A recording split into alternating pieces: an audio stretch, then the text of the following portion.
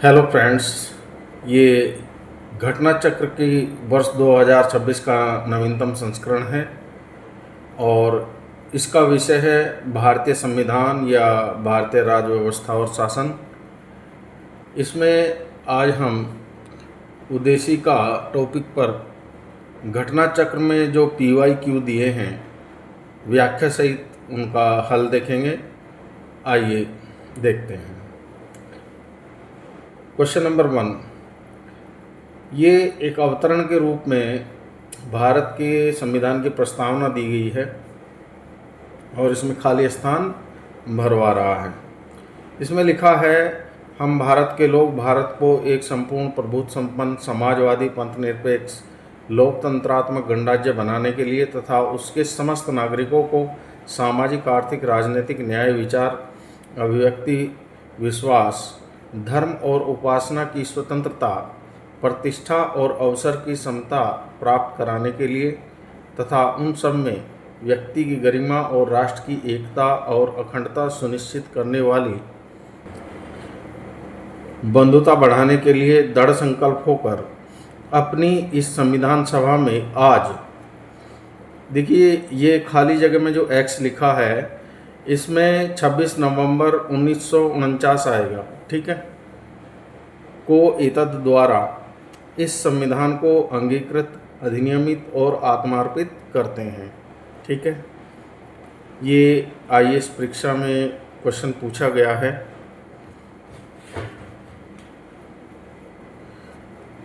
इसकी व्याख्या देख लेते हैं।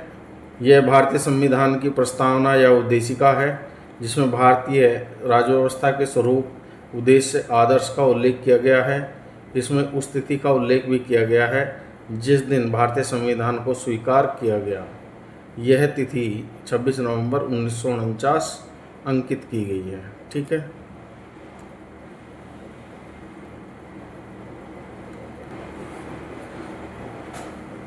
क्वेश्चन नंबर 2 है, भारतीय गणतंत्र की 26/1/1950 जो तिथि है को सही संवैधानिक वस्तु स्थिति क्या थी जब संविधान लागू किया गया था, ठीक है। तो इसमें दिया लोकतंत्रात्मक गणतंत्र, बी में दिया है संपूर्ण प्रभुत्व संपन्न धर्मनिरपेक्ष लोकतंत्रात्मक गणराज्य और सी में दिया है संपूर्ण प्रभुत्व संपन्न लोकतंत्रात्मक गणराज्य, ठीक है।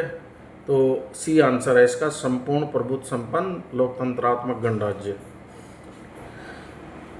UPPCS मेंस 2009 UPPCS लोअर में दोनों में पूछा गया है प्रश्न और इसकी व्याख्या देख लेते हैं। व्याख्या में लिखा है 26/1/1950 को भारतीय गणतंत्र की संवैधानिक वस्तु स्थिति भारतीय संविधान की तत्कालीन उद्देशिका के अनुसार संपूर्ण प्रभुत्व संपन्न लोकतंत्रात्मक गणराज्य या सोवरेन डेमोक्रेटिक रिपब्लिक थी। समाजवादी पंथनिरपेक्ष और अखंडता शब्द उद्देशिका में या प्रस्तावना में 42वें संविधान संशोधन अधिनियम 1976 में जोड़े गए थे, ठीक है। नेक्स्ट क्वेश्चन देख लेते हैं।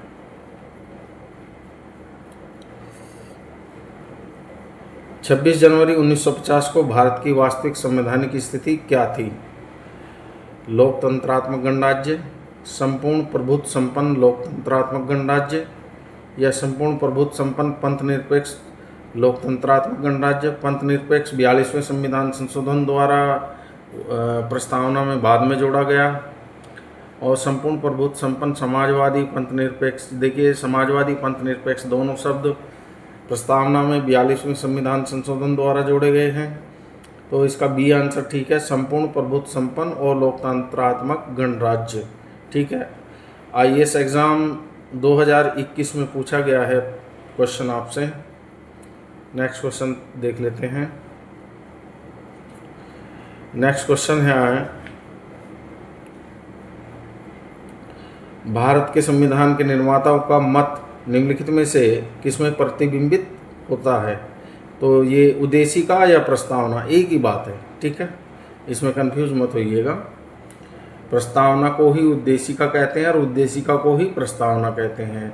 ये IAS एग्ज़ाम 2017 में क्वेश्चन पूछा गया है। इसकी व्याख्या देख लेते हैं। व्याख्या महत्वपूर्ण है। भारत के संविधान के निर्माताओं का मत या मन मस्तिष्क उद्देशिका द प्रिम्बल में प्रतिबिंबित होता है। ठीक है, यह संविधान निर्माताओं की मन स्थिति को समझने की एक कुंजी है। यह संविधान निर्माताओं के सिद्धांतों और आदर्शों को प्रदर्शित करता है। संविधान की प्रस्तावना ने देश की नियति को आकार देने में प्रमुख भूमिका निभाई है। 13 दिसंबर 1946 को संविधान सभा के समक्ष जवाहरलाल नेहरू द्वारा प्रस्तुत उद्देश्य प्रस्ताव 22 जनवरी 1947 को पारित किया गया। इसे ही परिवर्तित करके संविधान की प्रस्तावना के रूप में स्वीकार किया गया। ठीक है, नेक्स्ट क्वेश्चन पे चलते हैं। क्वेश्चन है आपका, भारत के संविधान के निर्माताओं का मस्तिष्क। अच्छा, ये तो पढ़ लिया हम लोगों ने। क्वेश्चन नंबर 6 है आपका,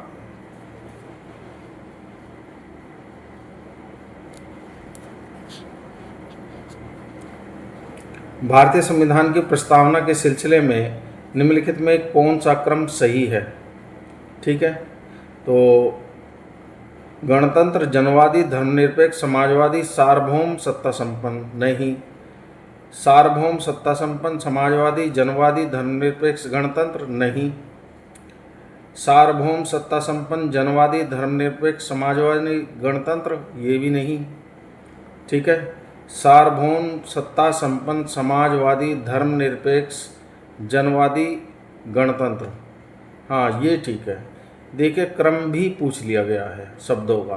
ठीक है, तो आप क्रम से शब्दों को तो याद रखना ही है प्रस्तावना के, और उनका क्रम भी याद रखना है। बिहार पीसीएस में पूछा गया है प्रश्न। ठीक है, इसकी व्याख्या देख लेते हैं। प्रश्न में दिए गए शब्द भारतीय संविधान की प्रस्तावना में वर्णित किए गए हैं। ये भारतीय राज्य व्यवस्था के स्वरूप का वर्णन करते हैं। इनमें से समाजवादी और पंथनिरपेक्ष शब्द मूल संविधान में नहीं थे। इन्हें 42वें संशोधन द्वारा जोड़ा गया है। जोड़े जाने के पश्चात संविधान में इन शब्दों का निर्धारित क्रम ये है: सार्वभौम, सत्ता संपन्न, समाजवादी, धर्मनिरपेक्ष या पंथनिरपेक्ष, जनवादी या लोकतंत्रात्मक, और फिर है गणतंत्र।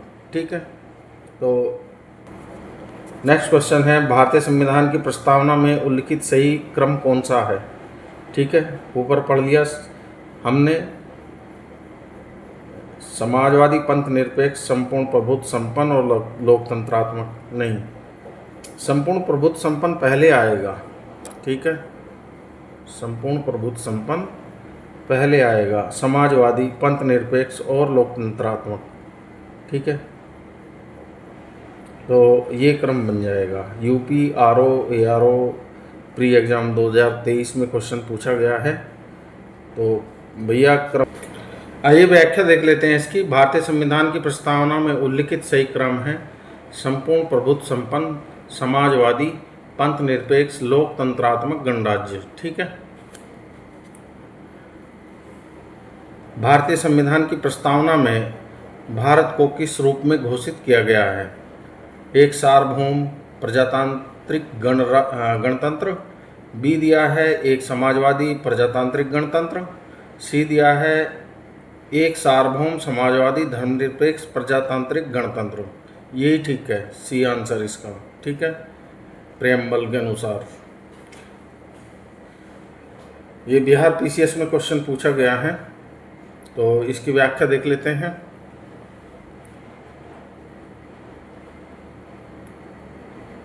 व्याख्या में इसकी दिया गया है: भारतीय संविधान की प्रस्तावना में भारत को एक सार्वभौम यानी संपूर्ण प्रभुत्व संपन्न, समाजवादी, पंथनिरपेक्ष, लोकतंत्रात्मक गणराज्य के रूप में घोषित किया गया है। उल्लेखनीय है कि भारतीय संविधान में पंथनिरपेक्ष और लोकतंत्रात्मक शब्द का उल्लेख किया गया है, न कि धर्मनिरपेक्ष। ठीक है, निम्न शब्दों पर विचार करें। ए में दिया है समाजवादी, बी में प्रजातांत्रिक, सी में सार्वभौमिक और डी में दिया है धर्मनिरपेक्ष। सही शब्दों को विचारानुसार क्रम दीजिए। ठीक है, तो सबसे पहले आ जाएगा आपका सार्वभौमिक, ठीक है, ऊपर पढ़ चुके हैं। फिर आ जाएगा समाजवादी, फिर आ जाएगा आपका धर्मनिरपेक्ष, और सबसे लास्ट में प्रजातांत्रिक। बिहार पीसीएस में क्वेश्चन पूछा गया है।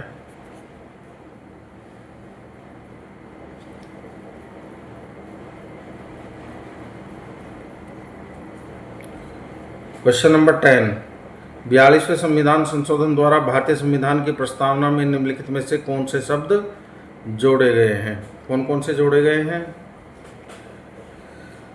समाजवादी और धर्मनिरपेक्षता। पंथ निरपेक्षता है वैसे वहाँ प्रियम्बल में, यहाँ धर्मनिरपेक्षता दिया गया है। दो ही शब्द दिए गए हैं जो 42वें संविधान संशोधन द्वारा जोड़े गए हैं, ठीक है। तो 1 और 2 इसका आंसर हो जाएगा। ये डी में दिया है 1 और 2।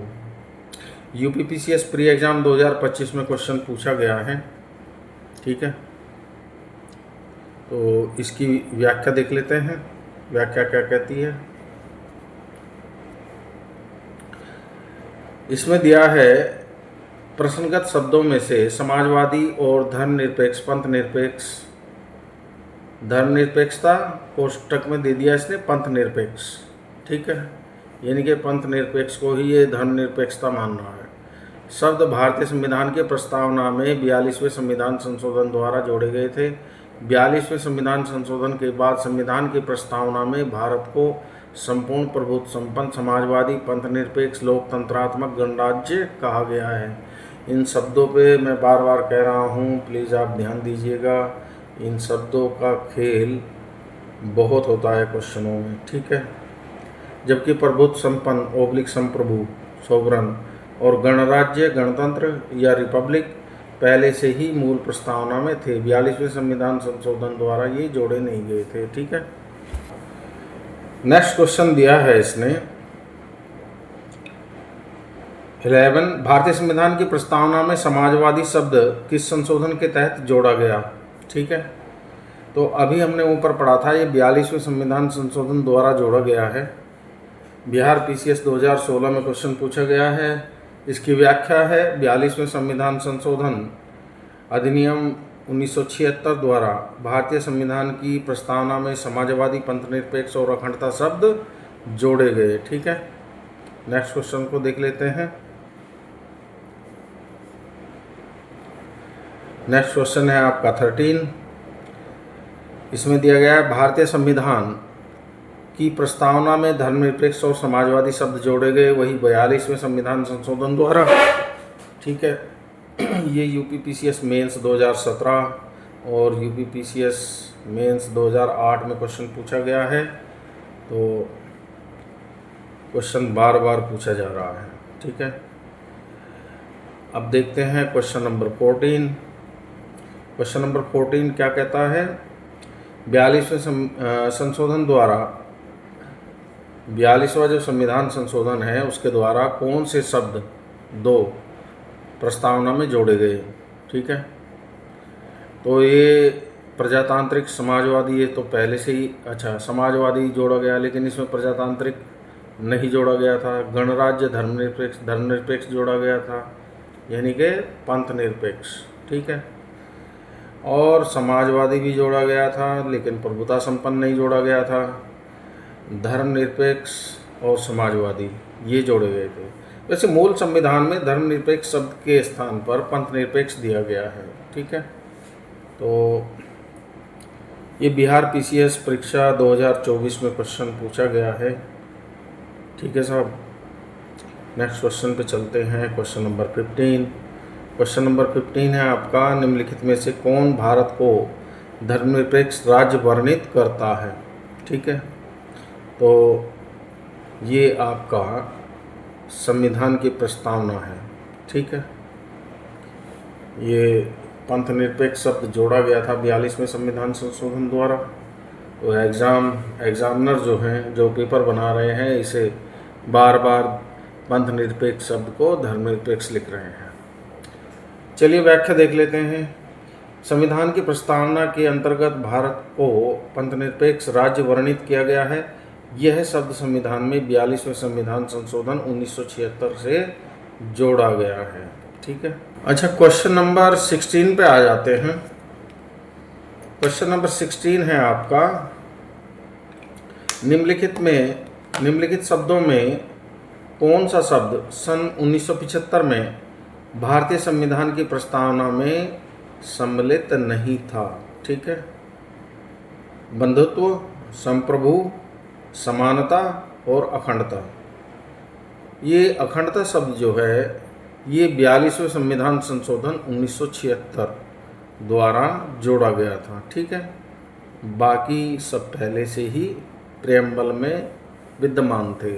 यूपीपीसीएस मेंस 2006 में क्वेश्चन पूछा गया है और जो इसकी व्याख्या दी गई है, भारतीय संविधान की प्रस्तावना में समाजवादी, पंथनिरपेक्ष और अखंडता शब्द 42वें संविधान संशोधन अधिनियम 1976 में जोड़े गए थे। ठीक है। चलिए सर आगे चलते हैं।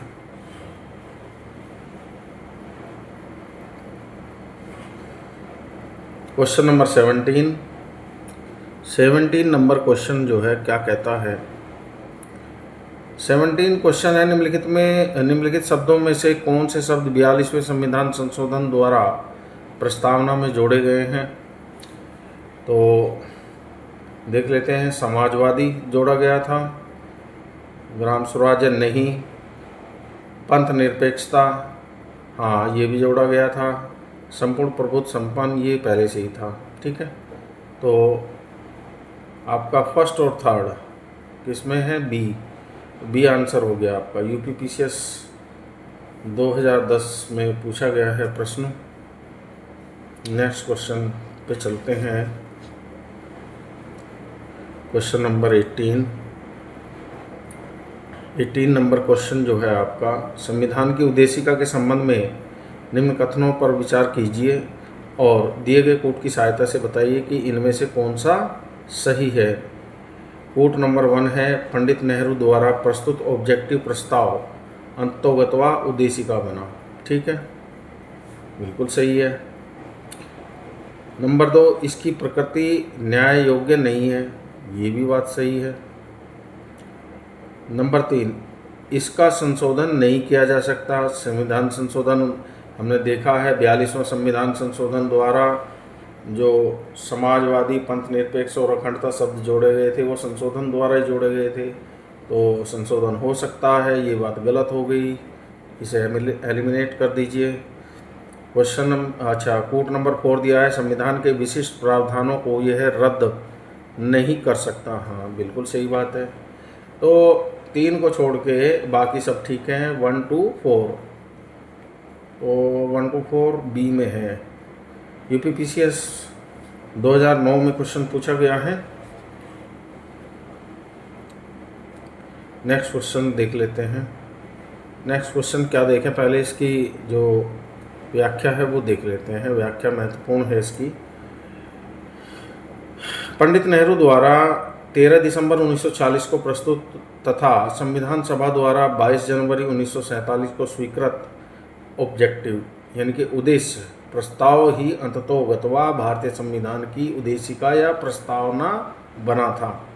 प्रस्तावना का विधिक स्वरूप यह है कि इसे लागू नहीं किया जा सकता। ठीक है। मूल अधिकारों के पीछे आप किसी सुप्रीम कोर्ट और हाई कोर्ट जा सकते हैं यदि आपके मूल अधिकारों का हनन होता है, लेकिन प्रस्तावना से संबंधित मैटर में आप किसी न्यायालय में नहीं जा सकते। इसका मतलब ये है। तो प्रस्तावना का विधिक स्वरूप यह है कि इसे लागू नहीं किया जा सकता। ठीक है। इसकी प्रकृति न्याय योग्य या जस्टिसेबल नहीं है, यद्यपि संविधान के विशिष्ट प्रावधानों को यह रद्द नहीं कर सकती। ठीक है। तथापि केशवानंद भारती मामले में सर्वोच्च न्यायालय के निर्णय, ठीक है, केशवानंद भारती मामले में सर्वोच्च न्यायालय के निर्णय के अनुसार संविधान की उद्देशिका का उपयोग संविधान के अस्पष्ट क्षेत्रों की व्याख्या करने में किया जा सकता है। उद्देशिका में संशोधन संभव है, वो मैंने बता दिया आपको, 42वां संविधान संशोधन 1976। ठीक है। तो 42वें संविधान संशोधन 1976 द्वारा क्या क्या जोड़ा गया था? समाजवादी, पंथ निरपेक्ष और अखंडता शब्द जोड़े गए थे। ठीक है, तो उद्देशिका जो है, उद्देशिका संविधान के स्पष्ट प्रावधानों को रद्द नहीं कर सकती। ठीक है, इसका उपयोग भ्रम को दूर करने में किया जाता है। उद्देशिका का उपयोग इस निष्कर्ष के समर्थन में किया जाता है कि संविधान के मूल ढांचे में कोई परिवर्तन नहीं किया गया है। ठीक है,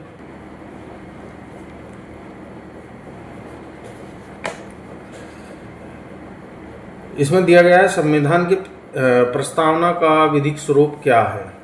नेक्स्ट क्वेश्चन 19 है आपका। यह लागू किया जा सकता है, नहीं लागू किया जा सकता, पीछे पढ़ चुके हैं। यह लागू नहीं किया जा सकता, हाँ यही ठीक है, तो बी आंसर हो गया। यूपीपीसीएस प्री एग्जाम 2019 में क्वेश्चन पूछा गया है। ठीक है, आगे चलते हैं। क्वेश्चन नंबर 20 में दिया गया है भारतीय संविधान की उद्देशिका में संशोधन किया गया था। तो ये 42वां संविधान संशोधन हम पीछे पढ़ चुके हैं, यही किया गया था। ठीक है, नेक्स्ट क्वेश्चन देख लेते हैं। नेक्स्ट क्वेश्चन है आपका 26 नवंबर 1949 को अंगीकृत भारतीय संविधान की प्रस्तावना में निम्न में से कौन से शब्द सम्मिलित नहीं थे? ठीक है, 26 नवंबर 1949 को, तो जो 42वें संविधान संशोधन द्वारा जोड़े गए थे वही सम्मिलित नहीं थे। तो एक तो समाजवादी जोड़ा गया था, गणतंत्र नहीं जोड़ा गया, विश्वसनीय नहीं जोड़ा गया, गैर धार्मिक नहीं जोड़ा गया। ठीक है, तो इसमें इसने आंसर दिया है गणतंत्र, विश्वसनीय 2, 3 और 4। ठीक है, तो ये समाजवादी तो 42वें संविधान संशोधन द्वारा जोड़ा गया। विश्वसनीय और गैर धार्मिक आपका प्रस्तावना में शब्द है ही नहीं।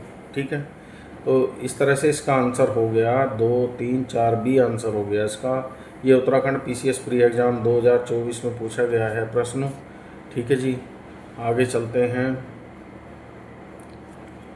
इसकी व्याख्या देख लेते हैं। 26 नवंबर 1949 को अंगीकृत भारतीय संविधान की मूल प्रस्तावना के अनुसार भारत की संवैधानिक वस्तु स्थिति प्रभुत्व संपन्न लोकतंत्रात्मक गणराज्य, सोवरेन डेमोक्रेटिक रिपब्लिक की थी। ठीक है, जिसे 42वें संविधान संशोधन 1976 द्वारा संपूर्ण प्रभुत्व संपन्न समाजवादी पंथ निरपेक्ष लोकतंत्रात्मक गणराज्य, सोवरेन, सोशलिस्ट, सेकुलर, डेमोक्रेटिक और रिपब्लिक से प्रतिस्थापित किया गया है। ठीक है, साथ ही इसी संशोधन से मूल प्रस्तावना के राष्ट्र की एकता, यूनिटी ऑफ नेशन, ठीक है, को राष्ट्र की एकता और अखंडता, unity and integrity of the nation से प्रतिस्थापित किया गया है।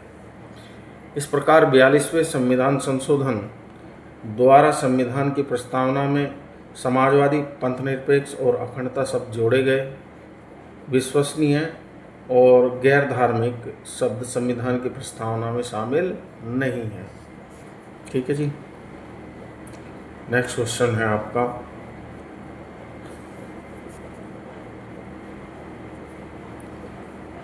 समाजवादी शब्द उद्देशिका में जोड़ा गया है। तो समाजवादी हमने ऊपर पढ़ा है 42वें संविधान संशोधन द्वारा जोड़ा गया था। ठीक है साहब,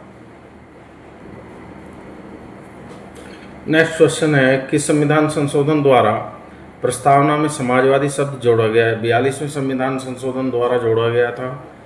ये एमपीपीसीएस प्री एग्जाम 2023 और 2013 दोनों सनों में पूछा गया है प्रश्न। ठीक है, नेक्स्ट क्वेश्चन देख लेते हैं। नेक्स्ट क्वेश्चन है आपका 24। 26 नवंबर 1949 को अंगीकृत भारतीय संविधान की प्रस्तावना में शब्द सम्मिलित नहीं थे। तो जो 42वें संविधान संशोधन द्वारा शब्द जोड़े गए थे वही जो है सम्मिलित नहीं थे, बाकी तो सब सम्मिलित थे।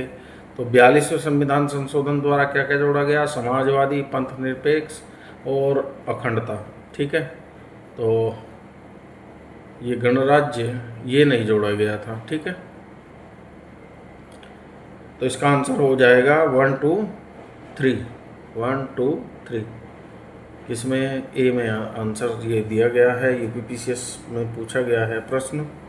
ठीक है जी, चलिए आगे चलते हैं। Question number 25। क्वेश्चन नंबर 25 में दिया गया है, भारतीय संविधान की प्रस्तावना में पंथ निरपेक्ष शब्द जोड़ा गया। वो फिर 42वां संविधान संशोधन बार बार रिपीट हो रहा है, बी आंसर हो गया। UPPCS pre 2010, UPPCS pre 1991, UPPCS mains 2013 लगातार क्वेश्चन पूछा गया है। ठीक है जी, नेक्स्ट क्वेश्चन देख लेते हैं। 26 में दिया है इसने, नीचे कथन दिए गए हैं और जिनमें से एक को कथन ए और दूसरे कारण आर कहा गया है। कथन ए है, भारत एक संपूर्ण प्रभुत्व संपन्न समाजवादी धर्मनिरपेक्ष लोकतंत्रात्मक गणराज्य है। कारण आर दिया गया है, इसे 42वें संविधान संशोधन 1976 द्वारा संपूर्ण प्रभुत्व संपन्न लोकतंत्रात्मक गणराज्य के स्थान पर प्रतिस्थापित किया गया। ठीक है, हाँ बिल्कुल सही बात है। देखिए, जो कथन ए में संपूर्ण प्रभुत्व संपन्न, ठीक है, समाजवादी धर्मनिरपेक्ष, ये जो शब्द हैं ये 42वें संविधान संशोधन द्वारा प्रस्तावना में जोड़े गए थे। तो कथन ए भी ठीक है और आर भी ठीक है। और इसने कहा है कि 42वें संविधान संशोधन 1976 द्वारा प्रतिस्थापित किया गया। हाँ, इसी कारण तो जो है इसमें कौन कौन से शब्द आए हैं, समाजवादी और धर्मनिरपेक्ष। ठीक है, तो ए और आर दोनों ठीक हैं और आर ए की सही व्याख्या करता है। ठीक है जी, अच्छा सबसे पहले इसकी व्याख्या देख लेते हैं। भारतीय संविधान की प्रस्तावना के अनुसार भारत एक संपूर्ण प्रभुत्व संपन्न समाजवादी पंथनिरपेक्ष लोकतंत्रात्मक गणराज्य है। 42वें संविधान संशोधन द्वारा भारतीय संविधान की प्रस्तावना में समाजवादी पंथनिरपेक्ष और अखंडता शब्द जोड़े गए। बार बार जो है ये आ रहा है हमारे सामने। ठीक है, नेक्स्ट क्वेश्चन है आपका 27। भारत में लौकिक सार्वभौमिकता है क्योंकि संविधान की प्रस्तावना आरंभ होती है। संविधान की प्रस्तावना कहाँ से प्रारंभ होती है? हम भारत के लोग। ठीक है, तो डी में दिया है हम भारत के लोगों से। भारतीय संविधान की प्रस्तावना हम भारत के लोग, we the people of India शब्दों से शुरू होती है। अतः भारत में लौकिक सार्वभौमिकता है। ठीक है, इसका अर्थ है जनता सर्वशक्तिमान है और किसी बाह्य सत्ता के अधीन नहीं है। ठीक है जी, क्वेश्चन नंबर 28। हम भारत के लोग, we the people of India शब्दों का प्रयोग भारतीय संविधान में कहाँ किया गया है? प्रस्तावना में।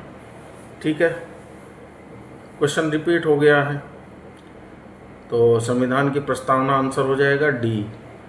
एमपीपीसीएस प्री एग्जाम 2016 में क्वेश्चन पूछा गया है। और नेक्स्ट क्वेश्चन है आपका 29 में दिया है, भारत के संदर्भ में निम्न में से कौन धर्मनिरपेक्ष शब्द का सही भाव व्यक्त करता है? तो धर्मनिरपेक्ष का सही शब्द जो पंथ निरपेक्ष है, वैसे अपने संविधान में शब्द धर्मनिरपेक्ष पेपर में दिया जाता है। चलिए मान लेते हैं उसी के पर्यायवाची होगा धर्मनिरपेक्ष। तो इसका मतलब होता है कि भारत में राज्य का कोई धर्म नहीं होगा। ठीक है, तो इसकी व्याख्या जो दी गई है, भारत के पंथनिरपेक्ष / धर्मनिरपेक्ष राज्य होने का सही भाव यह है कि भारत में राज्य का कोई धर्म नहीं है। तदनुसार सभी धर्मों को राज्य द्वारा समान प्रश्रय अपेक्षित है। ठीक है, नेक्स्ट क्वेश्चन है आपका 30। निम्नलिखित में से कौन सा शब्द भारतीय संविधान की प्रस्तावना में उल्लिखित नहीं है? संप्रभुता, लोकतंत्रात्मक, पंथनिरपेक्ष, संघीय नहीं है, बाकी सब है। डी आंसर हो गया इसका। यूपीपीसीएस प्री एग्जाम 2021 में क्वेश्चन पूछा गया है। ठीक है सर, चलिए भारतीय संविधान की प्रस्तावना में शामिल महत्वपूर्ण शब्द संपूर्ण प्रभुत्व संपन्न, समाजवादी, पंथनिरपेक्ष, लोकतंत्रात्मक गणराज्य, न्याय, स्वतंत्रता, समता और बंधुता है। परंतु संघीय शब्द भारतीय संविधान की प्रस्तावना में उल्लिखित नहीं है। संविधान के अनुच्छेद 1 में संघ, हिंदी में संघ और इंग्लिश में यूनियन शब्द का प्रयोग किया गया है। चलिए आगे चलते हैं। नेक्स्ट क्वेश्चन है 31। निम्नलिखित में से कौन सा शब्द भारत के संविधान की उद्देशिका में नहीं है? समाजवादी भी है, पंथनिरपेक्ष है, प्रभुता संपन्न है, लोक कल्याण नहीं है। ठीक है, तो डी आंसर हो गया लोक कल्याण। इसकी व्याख्या है, भारतीय संविधान की उद्देशिका प्रस्तावना में लोक कल्याण शब्द का उल्लेख नहीं है। प्रस्तावना में प्रभुत्व संपन्न, समाजवादी, पंथनिरपेक्ष, लोकतंत्रात्मक, गणराज्य शब्द है। देखिए मैंने तो प्रियम्बल को रट लिया था, ठीक है, आप भी रट लीजिए। ठीक, गवर्नमेंट जॉब में जाओगे तो प्रियम्बल का कुछ भाग 26 जनवरी और 15 अगस्त पे भी बोला जाता है। फिर अधिकारी बन जाओगे, वहाँ पढ़नी पड़ेगी। ठीक है, क्वेश्चन नंबर 32 में दिया है भारत के संविधान के आमुख। आमुख का मतलब वही है प्रस्तावना या प्रियम्बल। ठीक है, इससे कंफ्यूज मत होना इस शब्द से। आमुख भी प्रस्तावना को या उद्देशिका को कहते हैं। इंग्लिश में इसका प्रियम्बल शब्द प्रयोग किया गया है भारतीय संविधान में प्रस्तावना के लिए। तो भारत के संविधान के आमुख का लक्ष्य उसके सभी नागरिकों के लिए सुनिश्चित करना है। ठीक है, क्या है? सामाजिक और आर्थिक न्याय। नंबर 2, विचार तथा अभिव्यक्ति की स्वतंत्रता, अवसर की समानता और व्यक्ति की प्रतिष्ठा। ये सब दिया गया है प्रियम्बल में। आपकी प्रस्तावना में ये सब दिए गए हैं, तो चारों के चारों ठीक हैं। डी आंसर हो गया इसका। ठीक है जी, अब इसकी व्याख्या देख लेते हैं। व्याख्या में दिया गया है भारत के संविधान के आमुख यानी प्रस्तावना का लक्ष्य उसके सभी नागरिकों को सामाजिक, आर्थिक और राजनीतिक न्याय, विचार, अभिव्यक्ति, विश्वास, धर्म और उपासना की स्वतंत्रता। तो 3 प्रकार के न्याय हैं और 5 प्रकार की स्वतंत्रता है। प्रतिष्ठा और अवसर की समानता। नंबर 4, व्यक्ति की गरिमा सुनिश्चित करना है। ठीक है,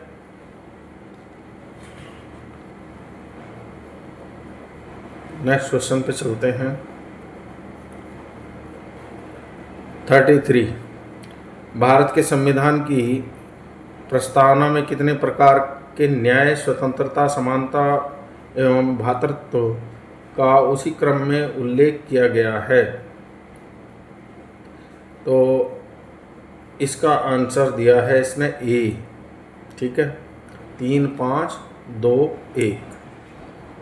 भारत के संविधान की प्रस्तावना में 3 प्रकार के न्याय, 5 प्रकार की स्वतंत्रता, 2 प्रकार की समानता और 1 प्रकार के भ्रातृत्व का उल्लेख किया गया है। यूपीपीसीएस प्री एग्ज़ाम 2018 में क्वेश्चन पूछा गया है।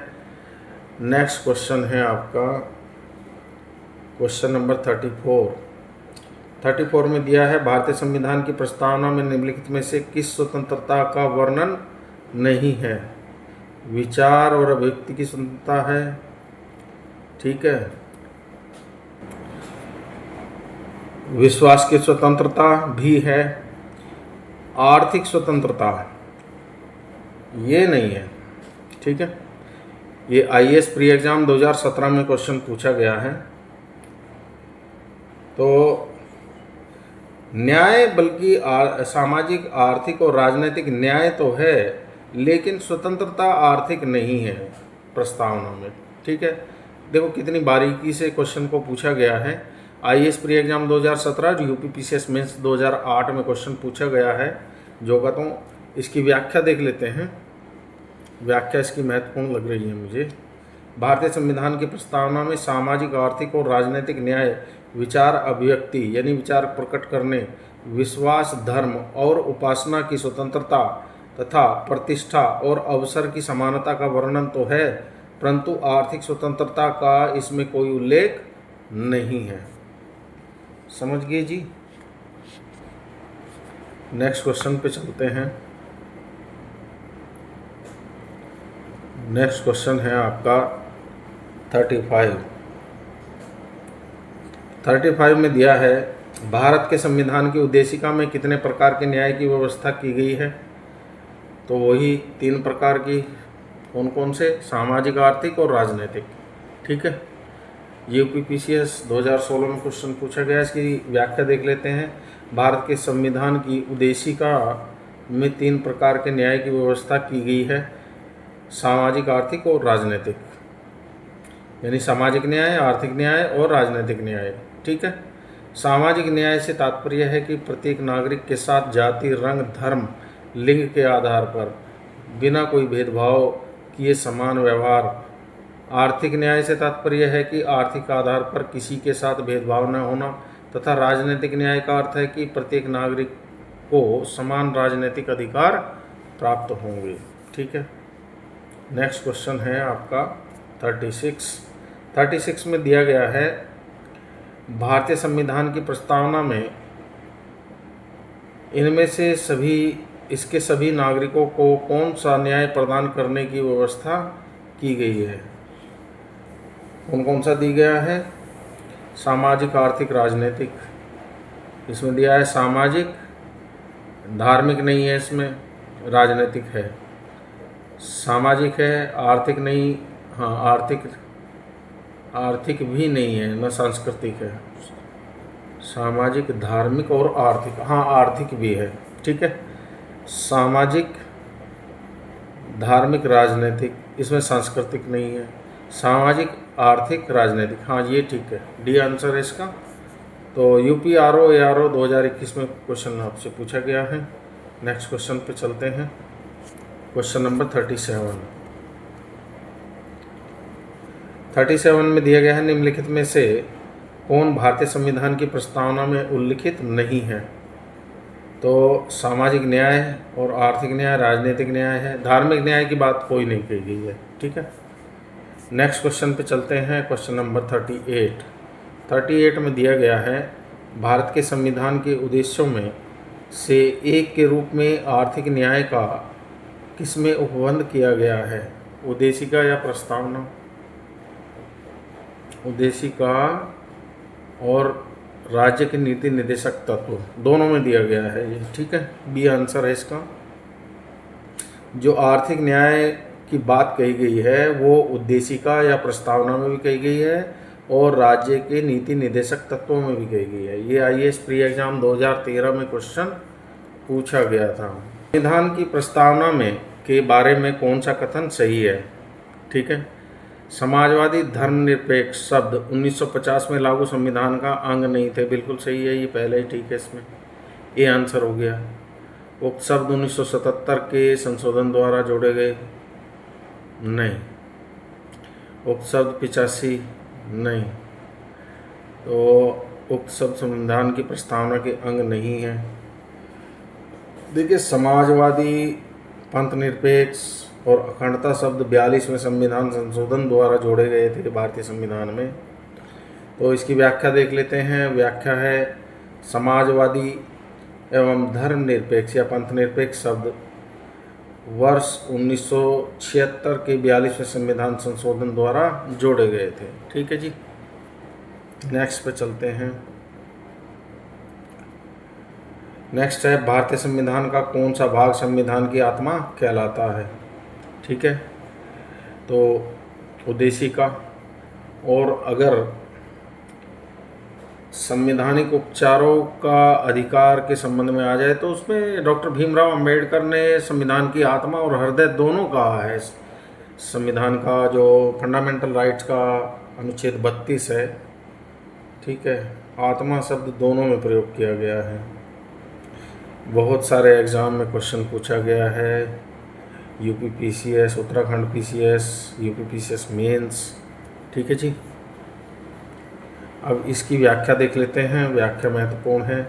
भारतीय संविधान की उद्देशिका को संविधान की आत्मा कहा जाता है। KM मुंशी ने इसे राजनीतिक जन्मपत्री, पॉलिटिकल होरोस्कोप कहा है। ठीक, सुभाष कश्यप ने कहा है कि संविधान शरीर है तो प्रस्तावना उसकी आत्मा, प्रस्तावना आधारशिला है तो संविधान उस पर खड़ी अट्टालिका। ठीक है जी, और डॉक्टर भीमराव अंबेडकर ने संवैधानिक उपचारों के अधिकार को संविधान की आत्मा और हृदय कहा है। ठीक है, चलिए आगे चलते हैं। क्वेश्चन नंबर 41 में दिया है, निम्नलिखित में से किसने भारतीय संविधान की प्रस्तावना को हमारे संप्रभु प्रजातांत्रिक गणतंत्र की जन्म कुंडली कहा है? के.एम. मुंशी, बहुत बार पढ़ चुके हैं ऊपर, तो आपको भी याद हो गया होगा अब तो। ये छत्तीसगढ़ PCS प्री एग्ज़ाम 2013 में क्वेश्चन पूछा गया है। ठीक है। 42, संविधान को एक पवित्र दस्तावेज किसने कहा है? ये डॉक्टर भीमराव अंबेडकर ने कहा है, तो ये आंसर हो जाएगा इसका। व्याख्या देख लेते हैं इसकी। B.R. अम्बेडकर ने भारतीय संविधान को एक पवित्र दस्तावेज कहा है। 29 अगस्त 1947 को संविधान सभा ने B.R. अम्बेडकर की अध्यक्षता में 7 सदस्यीय प्रारूप समिति का गठन किया था। ठीक है, चलिए नेक्स्ट क्वेश्चन देख लेते हैं। नेक्स्ट क्वेश्चन है आपका 43, किस वाद के फैसले में सर्वोच्च न्यायालय ने सर्वप्रथम घोषित किया कि उद्देशिका या प्रस्तावना संविधान का हिस्सा नहीं है? तो ये बेरूबारी केस था। ठीक है, सुप्रीम कोर्ट में ये बेरूबारी को केस था, जिसमें सर्वोच्च न्यायालय ने सर्वप्रथम घोषित किया कि उद्देशिका संविधान का हिस्सा नहीं है या प्रस्तावना संविधान का हिस्सा नहीं है। इसकी व्याख्या देख लेते हैं। व्याख्या में दिया है, बेरोबारी यूनियन के बाद 1960 में सर्वोच्च न्यायालय ने सर्वप्रथम घोषित किया कि उद्देशिका यह प्रस्तावना संविधान का अंग नहीं है, लेकिन केशवानंद भारती बनाम केरल राज्य के वाद में 1973 में सुप्रीम कोर्ट ने उपयुक्त निर्णय को पलटते हुए प्रस्तावना को संविधान का भाग मान लिया था। ठीक है, मान लिया है मतलब। नेक्स्ट क्वेश्चन देख लेते हैं। 44, निम्नलिखित विवादों में से किसमें सर्वोच्च न्यायालय ने प्रस्तावना को भारतीय संविधान की मौलिक संरचना का भाग स्वीकार किया? ठीक है, तो अभी ऊपर पढ़ा केशवानंद भारती वाद में, केशवानंद भारती विवाद। इसकी व्याख्या देख लेते हैं। व्याख्या मुझे अच्छी लग रही है। केशवानंद भारती बनाम केरल राज्य 1973 के मामले में सर्वोच्च न्यायालय ने प्रस्तावना उद्देशिका को भारतीय संविधान की मौलिक संरचना का भाग स्वीकार किया। ठीक है जी, संविधान का अभिन्न अंग माना और यह प्रतिपादित किया कि प्रस्तावना में वर्णित संप्रभुता, लोकतंत्र, न्याय, स्वतंत्रता, समानता और बंधुत्व जैसे मूल तत्व संविधान की मौलिक संरचना के अनिवार्य स्तंभ हैं। सर्वोच्च न्यायालय के शब्दों में हमारे संविधान का प्रासाद यानी कि महल उद्देशिका में वर्णित बुनियादी तत्वों पर खड़ा है। यदि इनमें से किसी भी तत्व को हटा दिया जाए तो सारा ढांचा ही ढह जाएगा, अर्थात संविधान वही नहीं रह जाएगा, अर्थात अपना व्यक्तित्व व पहचान खो देगा। ठीक है, नेक्स्ट क्वेश्चन देख लेते हैं। 45, निम्नलिखित में से किस वाद में उच्चतम न्यायालय ने धारणा प्रस्तुत की कि उद्देशिका संविधान का भाग है?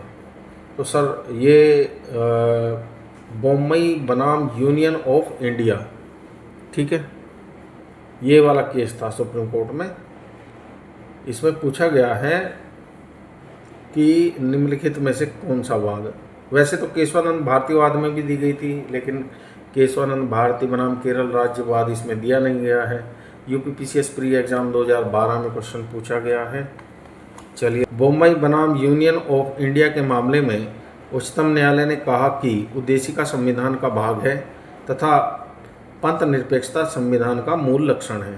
केशवानंद भारती बनाम केरल राज्य के मामले में भी बहुमत से दिए गए निर्णय में उद्देशिका को संविधान का भाग माना गया था। ठीक है, चलिए आगे चलते हैं। क्वेश्चन है आपका 46, भारतीय संविधान की प्रस्तावना में जिन आदर्शों और उद्देश्यों की रूपरेखा दी गई है उनकी व्याख्या की गई है। ठीक है, मूल अधिकारों के अध्याय में, राज्य के नीति निर्देशक सिद्धांतों के अध्याय में, मूल अधिकारों, राज्य के नीति निर्देशक सिद्धांतों और मौलिक कर्तव्यों के अध्याय में। तो इसके सी आंसर हो गया। ठीक है, ये तीनों में। चलिए आगे व्याख्या देख लेते हैं इसकी। व्याख्या में दिया गया है, भारतीय संविधान की प्रस्तावना संविधान के उद्देश्य को प्रतिबिंबित करती है।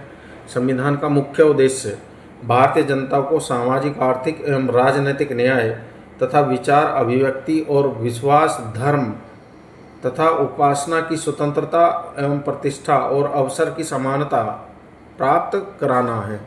व्यक्ति का उत्कर्ष कहीं संपूर्ण राष्ट्र के उत्कर्ष में बाधक न बन जाए, इसलिए संविधान में बंधुत्व की भावना पर भी बल दिया गया है। इस प्रकार प्रस्तावना में जिन आदर्शों और उद्देश्यों की रूपरेखा दी गई है, उनकी व्याख्या संविधान में आगे मूल अधिकारों, राज्य के नीति निर्देशक सिद्धांतों तथा मौलिक कर्तव्यों के अध्यायों में की गई है। ठीक है जी। नेक्स्ट क्वेश्चन है आपका 47 क्वेश्चन में दिया गया है, निम्नलिखित में से कौन सा एक भारतीय संविधान के उद्देश्य को प्रतिबिंबित करता है। ठीक है, तो ये संविधान की प्रस्तावना ही है। ये पहले भी क्वेश्चन हम पढ़ चुके हैं। और क्वेश्चन नंबर 48 में दिया गया है, भारत के संविधान की उद्देशिका संविधान का भाग है किंतु कोई विधिक प्रभाव नहीं रखती। ठीक है, तो बी दिया है इसमें, संविधान का भाग नहीं है और कोई विधिक प्रभाव नहीं रखती। सी दिया है, संविधान का भाग है और वैसा ही विधिक प्रभाव रखती है जैसा कि उसका कोई अन्य भाग। डी दिया है, संविधान का भाग है किंतु उसके अन्य भागों से स्वतंत्र होकर उसका कोई विधिक प्रभाव नहीं है। ये सुप्रीम कोर्ट ने कहा था अपने डिसीजन में संविधान की प्रस्तावना के विषय में। ठीक है, इसी चीज़ को ये पूछ रहा है। तो ये IAS प्री एग्ज़ाम 2020 में क्वेश्चन पूछा गया है। ठीक है, वैसे तो संविधान का भाग भी है और किंतु कोई विधिक प्रभाव नहीं रखती। अगर विधिक प्रभाव नहीं रखती तो सुप्रीम कोर्ट अपने जजमेंट में संविधान की प्रस्तावना का प्रयोग नहीं करते। ठीक है, तो सुप्रीम कोर्ट के जो जजमेंट है उसमें कई फैसलों में इसने सुप्रीम कोर्ट को अपना मार्ग दिखाने में सहायता की है या सहायक रहा है प्रस्तावना। केशवानंद भारती बनाम केरल राज्यवाद 1973 में सर्वोच्च न्यायालय की वृहद संविधान पीठ ने यह निर्णय दिया कि उद्देशिका संविधान का भाग है। ठीक है, ऐसा सर्वोच्च न्यायालय ने इन री-बेरू-बारी यूनियन 1960 के प्रकरण में दिए गए निर्णय अर्थात उद्देशिका भारत के संविधान का भाग नहीं है को उलटते हुए दिया था। तो बेरूबारी केस में कहा था 1960 में कि संविधान की जो उद्देशिका है वो संविधान का भाग नहीं है, लेकिन केशवानंद भारती वाद जो 1973 में सुप्रीम कोर्ट ने डिसीजन दिया है उसमें कहा है कि जो उद्देशिका या प्रस्तावना है वो संविधान का भाग है। ठीक है, इसका यह मतलब है। इस प्रकार यद्यपि उद्देशिका संविधान का भाग है तथा संविधान के अन्य भागों के निर्वचन में इसकी सहायता ली जा सकती है, यानी कि सुप्रीम कोर्ट जो अपने डिसीजन देता है संवैधानिक उसमें प्रस्तावना की सहायता ली जा सकती है, किंतु संविधान के अन्य भागों से स्वतंत्र होकर इस उद्देशिका को कोई विधिक प्रभाव नहीं है। ठीक है, क्वेश्चन नंबर 49 दिया है, संविधान में दिया गया आमुख का मतलब वही प्रस्तावना। ठीक, न्यायालय में लागू नहीं होता है, बिल्कुल नहीं होता है, महत्वपूर्ण है और उसकी उपयोगिता है, ये भी सही है। शासन करने के उद्देश्यों को उल्लिखित करता है, बिल्कुल सही है। संविधान के कानूनी अर्थ निर्णय में सहायता करता है, हाँ बिल्कुल ठीक है। तो 2, 3, 4 भाई मैं अगर एग्ज़ाम देता तो मैं डी आंसर लगाता इसका 2, 3, 4। ठीक है, क्योंकि सुप्रीम कोर्ट ने अपने निर्णयों में स्पष्ट किया है उद्देशिका या प्रस्तावना के विषय में इन तथ्यों को। ठीक, तो इसकी व्याख्या देख लेते हैं।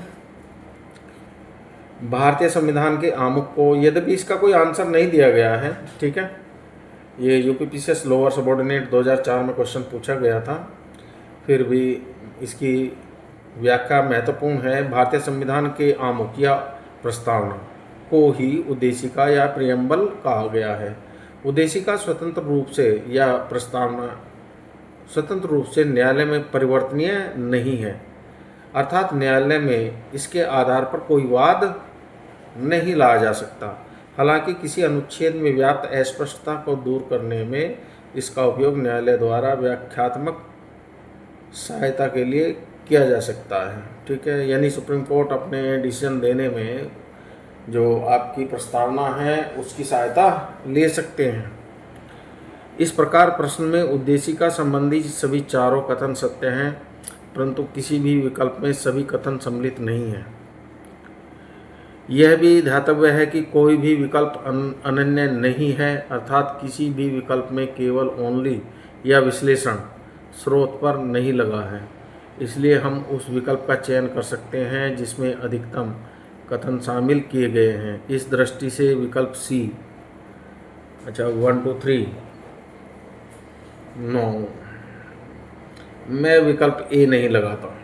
ठीक है, न्यायालय में लागू नहीं होता, या फिर इसको 1 2 3 4 सभी चारों देना चाहिए था इसका आंसर। ठीक है, न्यायालय में लागू नहीं होता। देखिए, न्यायालय में जो जैसे आप मूल अधिकारों के संबंध में सुप्रीम कोर्ट जा सकते हैं, हाई कोर्ट जा सकते हैं, लेकिन जो आपकी प्रस्तावना है इससे संबंधित मामलों में आप किसी कोर्ट में नहीं जा सकते। मात्र संवैधानिक निर्णयों में जो सुप्रीम कोर्ट है वो प्रस्तावना का प्रयोग कर सकते हैं। ठीक है, चलिए, विवादित है क्वेश्चन, इसका आंसर यूपीपीसीएस ने नहीं दिया है। अब इसके बारे में क्या कहें, जितनी नॉलेज है उसके अनुसार मैंने अपना उत्तर दे दिया। क्वेश्चन नंबर 50, निम्न में से कौन सही है? सामाजिक समानता संविधान में प्रत्याभूत नहीं है। देश में सामाजिक समानता पहले से ही विद्यमान थी। सी, सामाजिक समानता संविधान में प्रत्याभूत है। ठीक है, हाँ है, मूल अधिकार में है, अनुच्छेद 14 से 18 तक। ठीक है, तो सी आंसर हो जाएगा इसका। यूपीपीसीएस मेंस 2008 में क्वेश्चन पूछा गया है। संविधान के अनुच्छेद 14 से 18 में प्रदत्त जो मैंने बताया था वही व्याख्या में दिया गया है। अनुच्छेद 14 से 18 में जो फंडामेंटल राइट्स के अनुच्छेद हैं, इसमें समता का अधिकार दिया गया है। इनके विभिन्न प्रावधानों के तहत सामाजिक समानता प्रत्याभूत की गई है। संविधान की प्रस्तावना में भी सामाजिक न्याय प्राप्त करने की बात कही गई है। ठीक है, तो आज का वीडियो मैं यहीं समाप्त करता हूँ। आशा करता हूँ कि आप इससे पूर्णतः लाभान्वित होंगे और आप इस वीडियो को बार बार देखिए, आपको ये बहुत लाभ देगा।